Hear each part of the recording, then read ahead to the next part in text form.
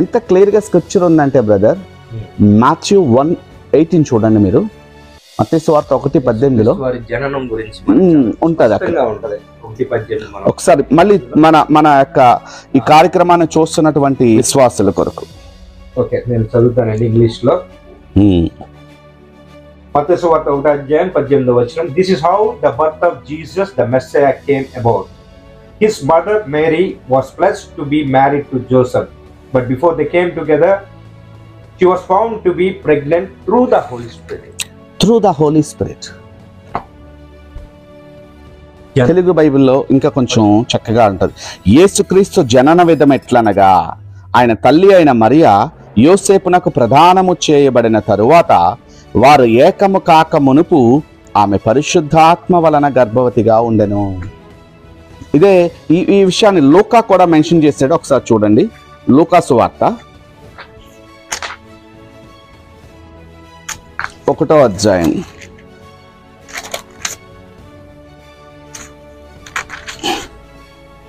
26వ వచనం చదవండి. ఇక్కడ ఎంత చక్కగా ఈ పాసేజ్ ఒకసారి చదివి వినిపిద్దాం. లూకా సువార్త 1వ అధ్యాయము 26వ వచనం నుంచి కిందకి చదవండి. In the 6th month of Elizabeth's pregnancy, God sent the angel Gabriel to Nazareth, a town in Galilee. Do you heard about angel Gabriel whenever, brother? Angel Gabriel.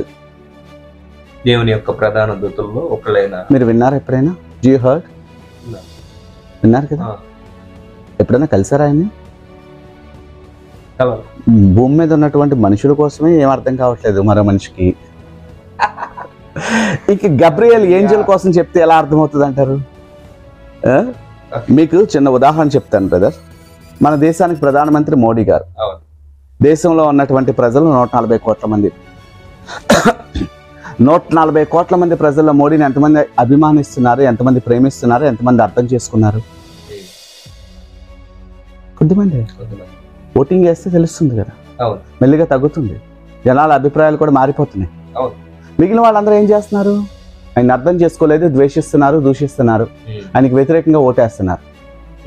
పోనీ అక్కడ దాకా ఎందుకు, మన దేశానికి, మన రాష్ట్రానికి ఇప్పుడు ఈ మధ్యన చంద్రబాబు నాయుడు గారు సీఎం అయ్యారు. ఎంతమంది మన రాష్ట్రంలో ఉన్నటువంటి 5 కోట్ల మంది ప్రజల్లో ఎంతమంది ఆయన్ని అభిమానిస్తున్నారు, ప్రేమిస్తున్నారు, ఎంతమంది ఆయనకు ఓటేశారు, ఎంతమంది అర్థం చేసుకున్నారు ఆయన్ని, ఎంతమంది ఆయనతో పరిచయం కలిగి ఉన్నారు? నో, చాలా కొద్దిమంది. అందువల్లే కొద్దిమంది ఆయనకు వ్యతిరేకంగా ఓటేశారు. అఫ్కోర్స్ చాలా కొద్దిమంది, ఒక సగం మందో పైన ఓటేసిన వాళ్ళు మాత్రము కొందరు ఆయన అభిమానించారు, అర్థం చేసుకున్నారు, ప్రేమిస్తున్నారు, నమ్మారు అన్నిటికి మించి కదా. మిగిలిన వాళ్ళు ఏం చేసినట్టు? వ్యతిరేకంగా ఉన్నట్టే. అంటే మన రాష్ట్రంలో ఉన్నటువంటి ఒక పాలకుడు, మన దేశంలో ఉన్నటువంటి ఒక ప్రధాన పాలకుడు, వీళ్ళనే ఈ మనుషులు అర్థం చేసుకోలేకపోతున్నారే, సృష్టికర్త అయిన దేవుడు చేసిన కార్యాన్ని ఎలా అర్థం చేసుకుంటారు, ఆయన పంపించినటువంటి దూతను గురించి ఎలా అర్థం చేసుకుంటారు? ఇక్కడ యేసు రక్తమును గురించి సింపుల్గా మాట్లాడేస్తున్నారు. Who is Jesus?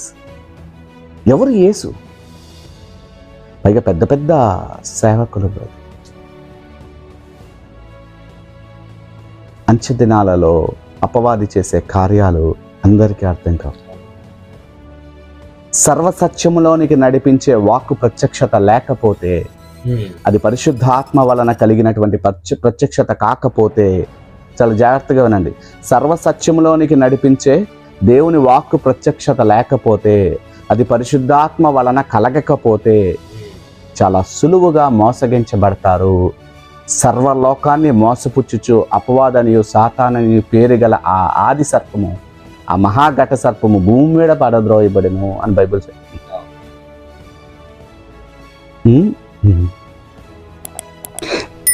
ఇంత క్లియర్గా మెన్షన్ చేయబడింది. గబ్రియేలు దూత గలిలయలోని నజరేతను ఊరిలో, తెలుగులో చదివేస్తాను బ్రదర్, మనకి టైం తక్కువ ఉంది కదా, ఒకసారి చూడండి. అయితే దావీదు వంశస్థుడైన యోసేపను ఒక పురుషునికి ప్రదానము చేయబడిన కన్యక యొద్దకు దేవుని చేత పంపబడెను. Simple understanding, but no one wants to meditate about these matters. nowadays in the so-called contemporary church. That's why all these confusions.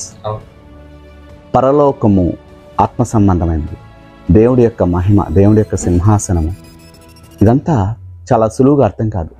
అక్కడ నుంచి ఈ భూగ్రహానికి నజరేతు అనే గ్రామములో ఉన్నటువంటి మరియ దగ్గరికి ఒక దేవదూత, ప్రధాన దేవదూత దేవుడి చేత పంపబడ్డాడు. ఒక మనిషి చెప్పలా మరియకి, నీ గర్భమందు ఒక శిశువు జన్మించబోతున్నాడు అని. ఓ డాక్టర్ చెప్పాడా? నో. గబ్రియల్ వచ్చి ఏం చెప్పాడు? ఆ కన్యక పేరు మరియ. ఆ దూత లోపలికి వచ్చి ఆమెను చూచి, దయాప్రాప్తురాలా, నీకు శుభము, ప్రభువు నీకు తోడై ఉన్నాడని చెప్పాను. ఆమె ఈ మాటకు బహుగా తొందరపడి ఈ శుభవచనం ఏమిటో అని ఆలోచించుకొనుచుండగా దూత, మరియా, భయపడకము, దేవుని వలన నీవు కృప పొందితివి. ఇదిగో, నీవు గర్భము ధరించి కుమారుని కని ఆయనకు యేసు అని పేరు పెట్టెదవు. ఆయన గొప్పవాడై సర్వోన్నతుని కుమారుడు అనబడును. ప్రభువైన దేవుడు ఆయన తండ్రి అయిన దావీదు సింహాసనమును ఆయనకిచ్చును. ఆయన యాకోబు వంశస్థులను యుగయుగములను ఏలును. ఆయన రాజ్యము అంతము లేనిదై ఉండునని ఆమెతో చెప్పెను. అందుకు మరియా, నేను పురుషుని ఎరగని దాన్నే, ఇది ఎలాగూ జరుగునని దూతతో అనగా, దూత, పరిశుద్ధాత్మ నీ మీదకు వచ్చును, సర్వశక్తుని శక్తి నిన్ను కమ్ముకొనును, గనుక పుట్టబోవు శిశువు పరిశుద్ధుడై దేవుని కుమారుడు అనబడును. This is the plan of God. ఆయన పరిశుద్ధుడు అనబడతాడు. పరిశుద్ధుడు ఎప్పుడవుతాడండి? మనం ఇందాక అనుకున్నట్టు మనుషులందరూ జన్మతః పాపులు, కర్మతః పాపం చేస్తున్నారు. అదే రక్తాన్ని పంచుకొని ఒక బిడ్డ జన్మిస్తే మరియా అనే కన్య గర్భంలో నుంచి, ఆఫ్ కోర్స్ అది ఒక అద్భుతం అనుకుందాం. అదే రక్తముతో జన్మించినా కూడా అద్భుతమే కన్య గర్భంలో. కానీ అలా జన్మించినంత మాత్రాన అలా పరిశుద్ధుడైపోతాడా? అవును. పరిశుద్ధమైన రక్తము కలిగి ఉంటేనే పరిశుద్ధుడవుతాడు. కేవలము పరిశుద్ధాత్మ వలన, క్రీస్తు ఆత్మ ఈ లోకంలోనికి వచ్చి ఒక శరీరాన్ని ధరించుకుంటే మాత్రమే పరిశుద్ధుడైపోతాడు. So the blood of Jesus Christ, how it came to the womb of Mary, అంటే how God gave the blood to first Adam. ఇంకా లోతుగా చెప్తే, దేవుడు ఊపిరే పరిశుద్ధాత్మ. ఆత్మీయ మర్మంలో అనే కార్యక్రమంలో ఈ విషయాలు ఎంతో లోతుగా ఎక్స్ప్లెయిన్ చేసాం బ్రదర్. మనం ఇజ్రాయెల్ మినిస్ట్రీస్ అనే నా ఛానల్లో ఆత్మీయ మర్మంలో అనే కార్యక్రమం చేసాం. మనం 58 ఎపిసోడ్లు అందులో ఎక్స్ప్లెయిన్ చేసాం. దేవుడి వాక్కు యేసుక్రీస్తు, దేవుడు ఆ వాక్కుతో పాటు మనం మాట్లాడుతున్నప్పుడు వచ్చే ఆ మాటతో పాటు ఉన్న ఊపిరి పరిశుద్ధాత్మ. సో పరిశుద్ధాత్మ యొక్క శక్తి నిన్ను కమ్ముకొనును అంటే దేవుడి యొక్క ఊపిరి మరియ మీద విడిచారు. So that blood came. అంతే కదా. So how the blood started working అంటే ఫస్ట్ రెడెంప్షన్, మన పాపాలకి క్షమాపణ. ఇప్పుడు ఒకరో ఇద్దరు ముగ్గురు పాపానికి క్షమించడానికి రాలేదు ఆయన. క్రీస్తు పూర్వం ఉన్నటువంటి ఆత్మలను కూడా రక్షించడానికి, ఆదాం మొదలుకొని క్రీస్తు శిలువ వేయ వరకు ఆ 3 రోజులు ఆయన చేసిన కార్యాలు బైబిల్లో చాలా మెన్షన్ చేయబడినాయి. He went to the Hades and he preached the gospel there. అక్కడ ఈ యొక్క శుభవార్తని బోధించారు ఆయన. తర్వాత చెరగా పట్టుకొని పైకి తీసుకెళ్లారు. అంటే క్రీస్తు పూర్వము, క్రీస్తు శకములో అందరి మనుషుల కొరకు ఆయన రక్తం చిందించబడింది. క్రీస్తు పూర్వం ఉన్న వాళ్ళేమో ఈ యొక్క రక్తము ఎప్పుడు చిందించబడతాదా అని ఎదురు చూశారు. అప్పటి వరకు వాళ్ళ ఆత్మలు ప్యారడైజ్లో భద్రము చేయబడి ఉన్నాయి. బట్ ఎవరైతే క్రీస్తు రక్తములో విశ్వాసం ఉంచలే, దేవుడి పట్ల భయము భక్తి లేదో, ఈ సువార్త వాళ్ళకి ప్రత్యక్షత లేదో, వాళ్ళు మాత్రము హెడీస్లో ఉన్నారు. ఈవెన్ హెడీస్లో ఉన్న వాళ్ళని కూడా సేవ్ చేయడానికి he preached the gospel there అని బైబిల్ చెప్తుంది. ఈవెన్ ఆఫ్టర్ క్రైస్ట్ మనం 2024 సంవత్సరాల తర్వాత ఇప్పుడు ఇక్కడ ఉన్నాం. మళ్ళీ ఇప్పుడు ఈ ప్రశ్న ఏంటి బ్రదర్, నాకు అర్థం కాదు. ఈ యొక్క క్వశ్చన్ యూట్యూబ్లో చూసినప్పుడు నా హార్ట్ బ్లాస్ట్ అయిపోయింది. మనం ఎక్కడున్నాం? వాస్తవంగా చూస్తే ఈరోజు అమెరికన్ సంస్థ నాసా వాళ్ళు ఎక్స్ప్లెయిన్ చేస్తుంది, హబుల్ టెలిస్కోప్ ద్వారా కావచ్చు, ఇంకా ఎంతో అడ్వాన్స్డ్ టెలిస్కోప్స్ ద్వారా వాళ్ళు మెన్షన్ చేస్తున్న విషయాలు వింటుంటే ఆశ్చర్యంగా ఉంది. యూనివర్స్ ఇంకా ఎక్స్పాండ్ అవుతూనే ఉంది. Almost 100 billion galaxies are there and above galaxies are there in this universe అని వాళ్ళు మెన్షన్ చేస్తున్నారు సైంటిఫిక్గా.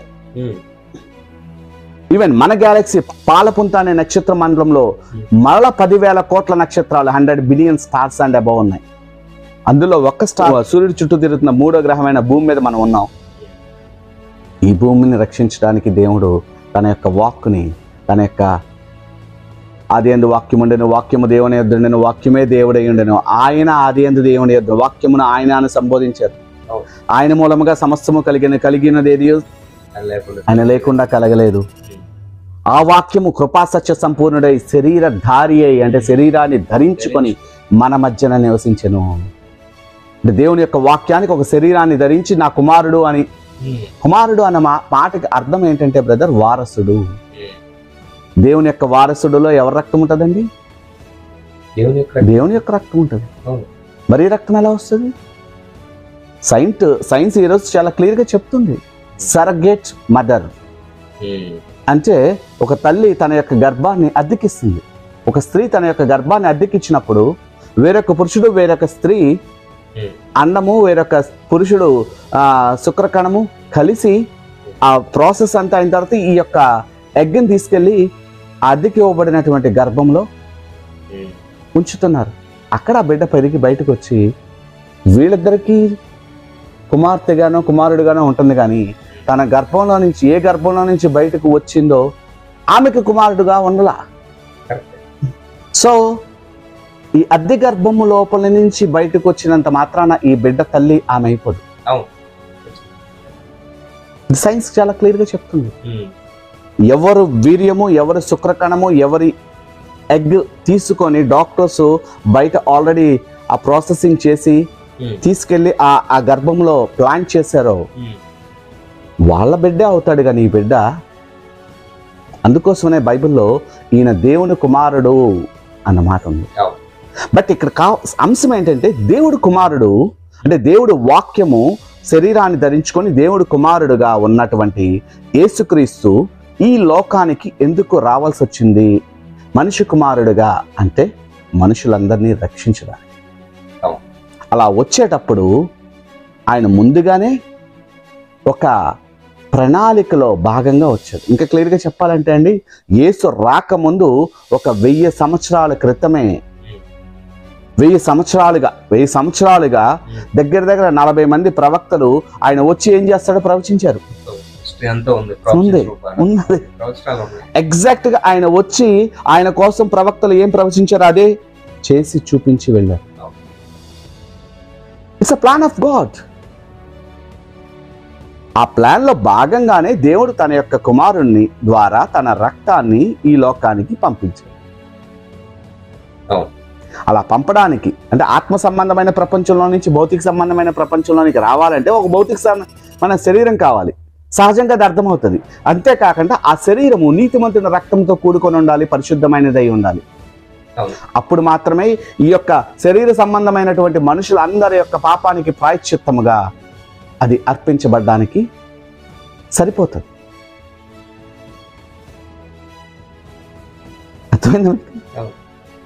This is the gospel. అసలు క్రైస్తవుల విశ్వాసమే క్రీస్తు రక్తములో. మన పాపానికి క్షమాపణ. ఇప్పుడు మత్తయి సువార్త 26:28 చదివితే ఎంత క్లియర్ గా ఉందండి. చదవండి ఒకసారి 26-28. ఇట్స్ ఎ కవెనెంట్ బ్లడ్, అది నిబంధన రక్తం. అది మత్తయి సువార్త 26:28. This is my blood of the covenant, which is poured out for many for the forgiveness of sins. పాపానికి క్షమాపణ. అనేకుల యొక్క పాపానికి క్షమాపణగా నేను ఈ రక్తాన్ని చిందిస్తున్నాను. ఇది నూతన నిబంధన రక్తము. తెలుగులో కూడా చదువుతాను, చూడండి ఒకసారి. ఇది నా రక్తము, అనగా పాప క్షమాపణ నిమిత్తము అనేకుల కొరకు చిందించబడుచున్న నిబంధన రక్తము. అనేకుల కొరకు చిందించబడినటువంటి నిబంధన రక్తము అంటే ఈ కొత్త నిబంధన యేసుక్రీస్తు యొక్క రక్తము ద్వారా చేయబడింది. మీకు ఇక్కడ కొన్ని విషయాలు చెప్తాను బ్రదర్. బైబిల్ గ్రంథము కోసం అర్థం కానటువంటి అనేకమైనటువంటి ఈ లోకంలో ఉన్న ఇతర వ్యక్తులు ఏదేదో మాట్లాడుతున్నారు. ఓకే, వాళ్ళందరినీ దేవుడు క్షమించి రక్షించి దీవించిన గాక.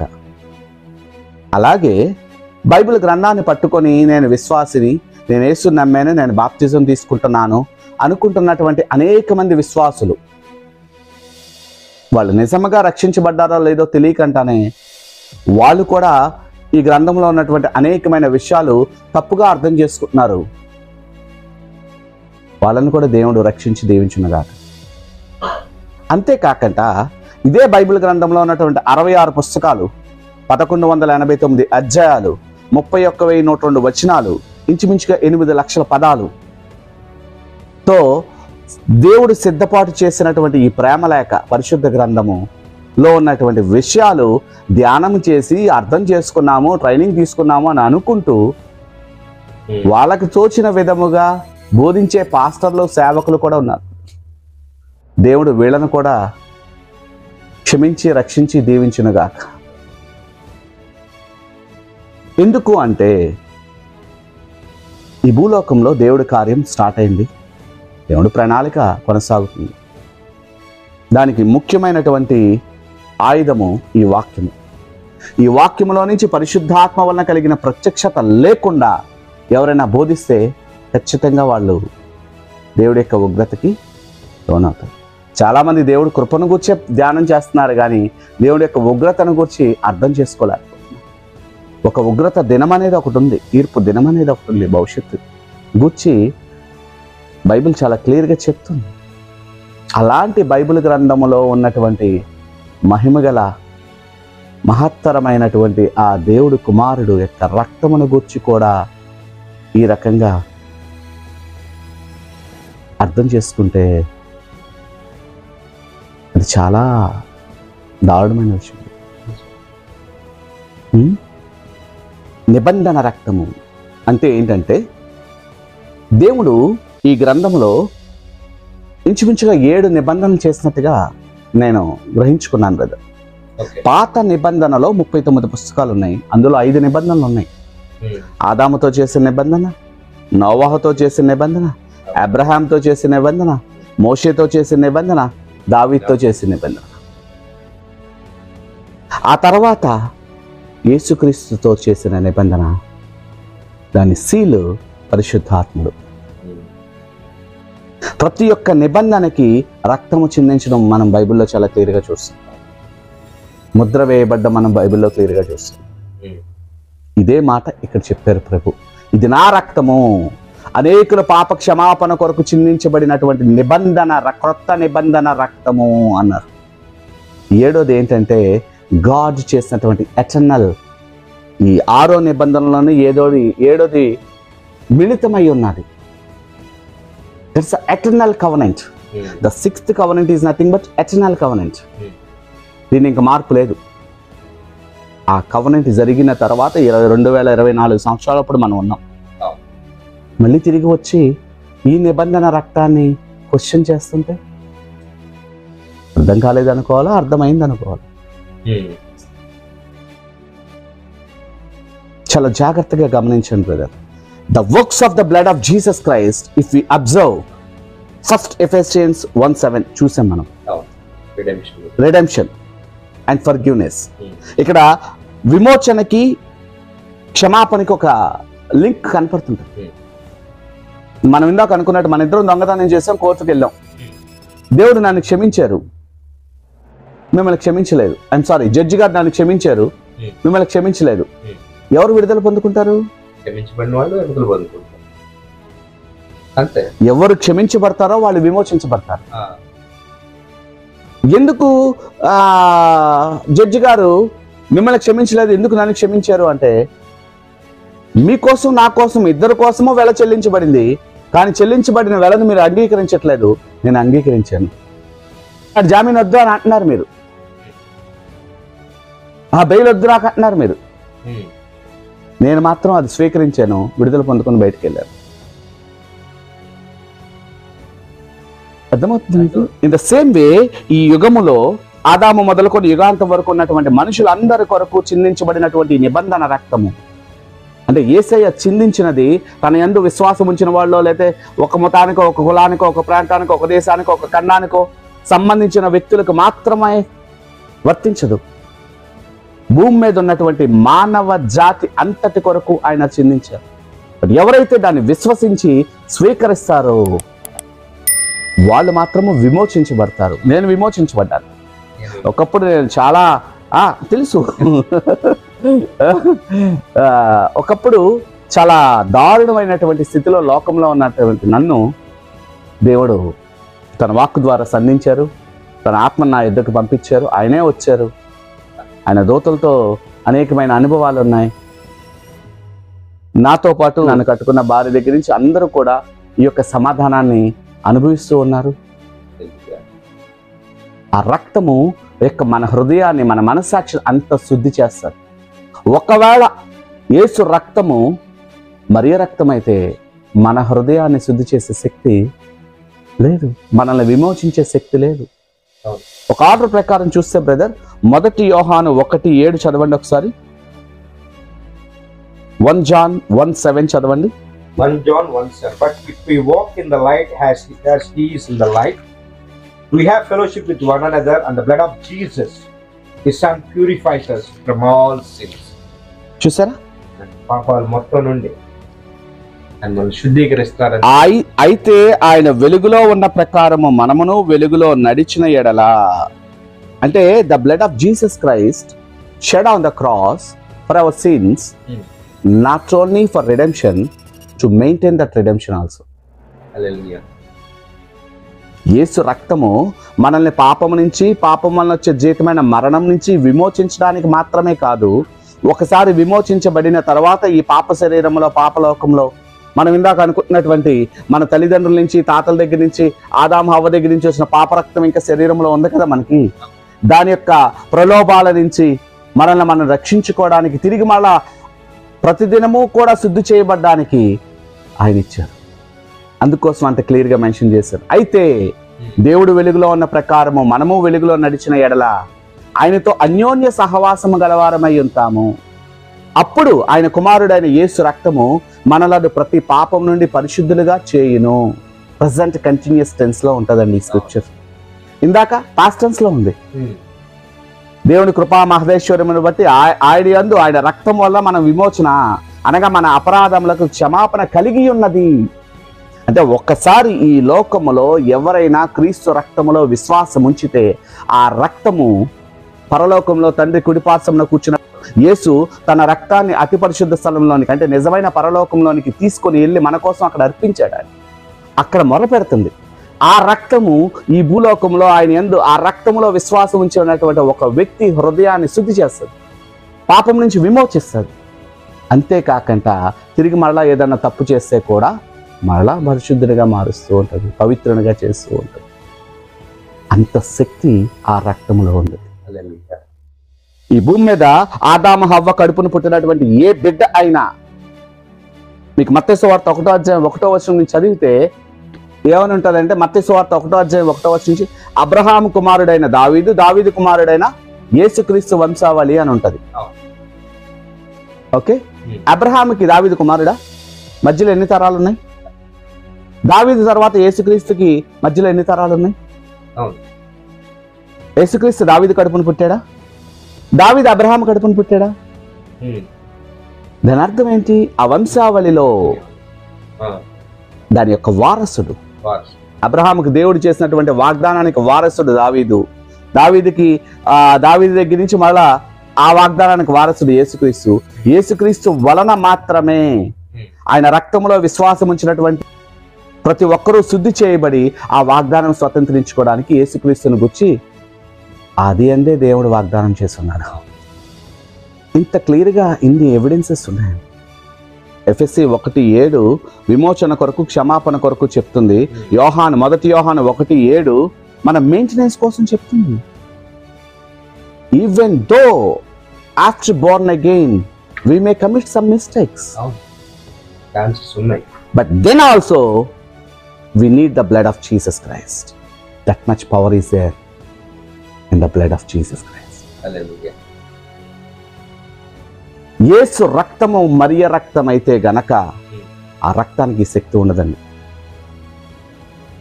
రోమీలకు రాసిన పత్రిక 5వ అధ్యాయం 9వ వచనం చదవండి ఒకసారి. Chapter 5 verse 9. Since we have now been justified by his blood, how much more shall we be saved from God's wrath through him? నాకు ఇది ఇలా బాగా ఇష్టం brother. Since we have been now justified,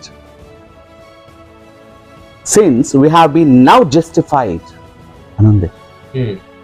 justification, తీర్పు తీర్చబడింది. దేనివల్ల? Because of the blood of Jesus Christ. We are justified by the blood of Jesus Christ. How much? Just as if we have never sinned. ఎప్పుడు ఏ పాపము చేయనంతగా క్రీస్తు రక్తము మనలను నీతిమంతులుగా తీర్చింది. దేవుడు ఎంత కృపామయుడో చూడండి. మీరు నేను మన తల్లి గర్భంలో పుట్టినది మొదలుకొని మన తండ్రి తల్లి దగ్గర నుంచి వచ్చినటువంటి రక్తం వలన జన్మతః పాపులమై కర్మతః పాపం చేస్తూ ఎన్నో సంవత్సరాలు ఈ లోకంలో పాపులుగా జన్మించిన తర్వాత కూడా ఈ క్రీస్తు రక్తము మనల్ని శుద్ధి చేసింది. ఎంతగా అంటే నీతిమంతులుగా ఎంతగా తీర్చిందంటే ఎప్పుడు ఏ పాపము చేయనంతగా. We are justified. తీర్పు తీర్చబడిపోయింది మనకి because of that blood of Jesus Christ. తెలుగులో అంతేకాదు, we escaped from the wrath of God because of the blood of Jesus Christ. తెలుగులో చదువుతాను. కాబట్టి ఆయన రక్తము వలన ఇప్పుడు నీతిమంతులుగా తీర్చబడి, ఆయన రక్తము వలన ఇప్పుడు నీతిమంతులుగా తీర్చబడి మరింత నిశ్చయముగా ఆయన ద్వారా, అంటే యేసుక్రీస్తు ద్వారా ఉగ్రత నుండి రక్షించబడదుము. అంతగా మనల్ని పరిశుద్ధపరచగలిగే శక్తి ఒక్క యేసు రక్తానికి. ఇలాంటి రక్తం కోసం సరిగ్గా అర్థం కాకుండా నాకు ఒక డౌట్ బ్రదర్. ఇలా బోధించే అనేక మంది వీళ్ళ అసలు రక్తంతో పరిశుద్ధపరచబడ్డారు. మరి వీళ్ళు నెలకు ఒక్కసారన్నా ఆయన శరీరం ఉంటుంది, ఆయన రక్తం తాగుతుంది. కమ్యూనియన్ అంటాం మనం. అవును, హోలీ కమ్యూనియన్ అంటే ఆయన శరీరము మనం తిన్నప్పుడు మన శరీరము, ఆయన రక్తము తాగినప్పుడు మన రక్తము, ఆయన ఆత్మ మన ఆత్మని పవిత్రపరుస్తున్నాం, కమ్యూనియన్ అవుతున్నాం. Whenever we eat the body of Christ cleanses our body. Whenever we drink the blood of Christ sanctifies our blood. Or then the Holy Spirit, the Spirit of Christ sanctifies our spirit. This is regular process. Why? Because సాతాను యొక్క సింహాసనానికి దగ్గరగా ఉన్నాయి. ఇంకా మన పరలోకంలో ప్రవేశించలేదు.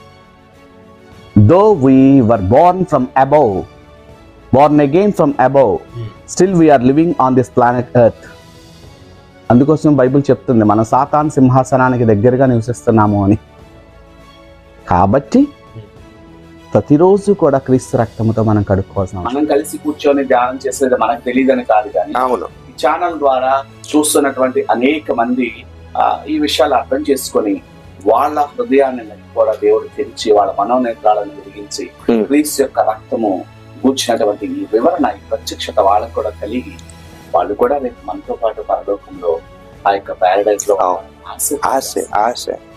కానీ మనకి ఇంత నాలెడ్జ్ ఉందనో లేకపోతే ఇదేదో మాకు చూపించుకోవాలనో అనే ఉద్దేశమే కాదు. చూపించాల్సిన స్క్రిప్చర్స్ చాలా ఉన్నాయి.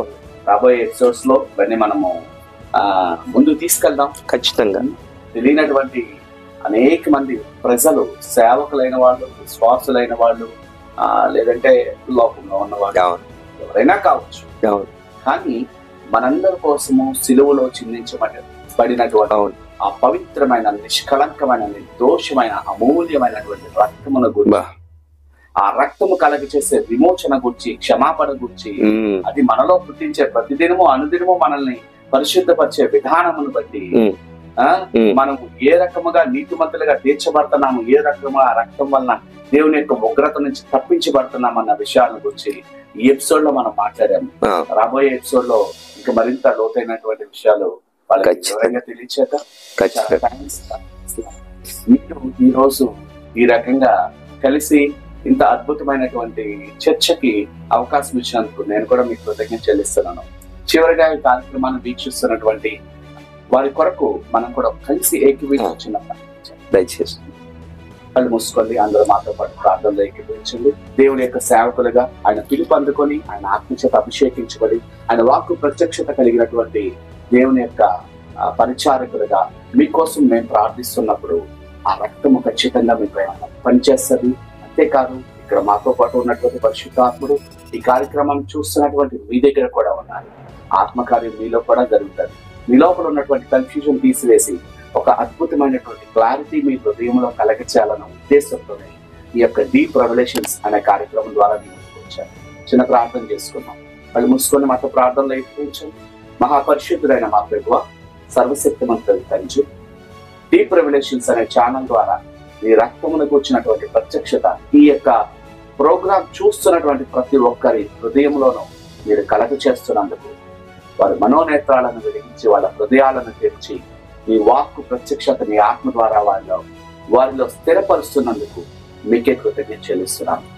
దేవా, మేము ప్రార్థిస్తుండగా వారి యొక్క ఆత్మలలో, వారి ప్రాణంలో, వారి శరీరంలో, వారి జీవితంలో, వారి కుటుంబంలో అద్వితీయమైనటువంటి ఆత్మ కార్యాలు వారిని చూచి సమాధానం కలిగి, శాంతి కలిగి ఈ యొక్క ఆశీర్వాదానికి వాగ్దానము ద్వారా పాత్రలైనటువంటి బిడ్డలందరూ కూడా సంతోషముతో తిరిగి మాకు కాల్ చేసి చెప్పే విధంగా మీ మహాకృప వారి పైన వచ్చమని శుద్ధాత్మ ఆధీనములో ఈ కార్యక్రమంలో నాతో పాటు పాలు పొందినటువంటి దాసులు పాస్టర్ కె రవి కుమార్ గారిని కూడా మీ హస్తాలకు, ఆయన పరిచర్యను కూడా మరొకసారి మీ హస్తాలకు సమర్పిస్తూ ఆయన భార్య బిడ్డలను, ఆయన కుటుంబాన్ని, ఆయన సంఘాన్ని, జీసస్ జాయ్ మినిస్ట్రీని కూడా ఈ రక్తముతో కప్పుతూ ఈ కార్యక్రమాన్ని వీక్షిస్తూ ప్రార్థనలో ఏకీపించే ప్రతి ఒక్కరి ప్రాణాత్మ దేహాల పైన నీ రక్తాన్ని కప్పుతూ ఏ విధమైనటువంటి దుష్ట శక్తి వీటిని తాకడానికి వీలేదని సాధిస్తూ యేసు నామంలో ప్రార్థిస్తున్నాను. ఆమేన్, ఆమేన్, ఆమేన్.